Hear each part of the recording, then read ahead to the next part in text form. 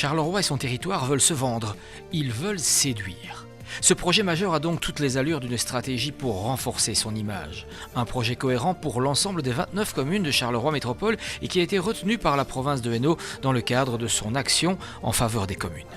Elle joue un rôle essentiel, la province du Hainaut, puisque parallèlement à la démarche que nous menions au départ des communes, la province menait la même réflexion au départ de la province, avec un souci, dans le respect de l'autonomie communale, de porter des projets supracommunaux.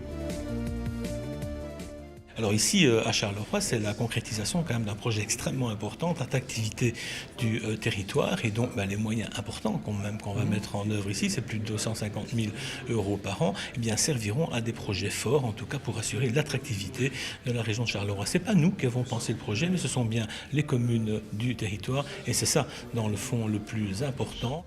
Et donc nos deux intérêts finalement se sont rencontrés puisque la province a accepté de financer Charleroi Métropole à raison de 1 € par habitant et dans un financement périn, donc ce qui est assez exceptionnel puisque nous trouvons ainsi nos moyens d'action. Mais la province est évidemment associée à nos décisions.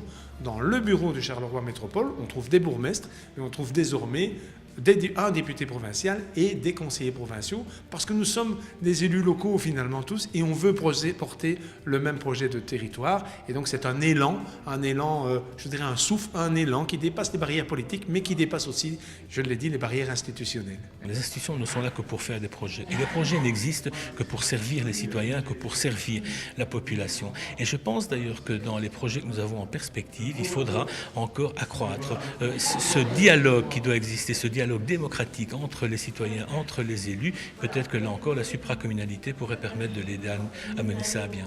Concrètement, un welcome pack à destination des nouveaux habitants sera développé, les atouts culturels, touristiques, économiques de la région, mais aussi la promotion du territoire en tant que destination d'affaires et de loisirs seront proposés en vitrine d'un nouveau site internet. Sans oublier la réalisation d'un guide touristique piloté par l'expérimenté Petit Futé.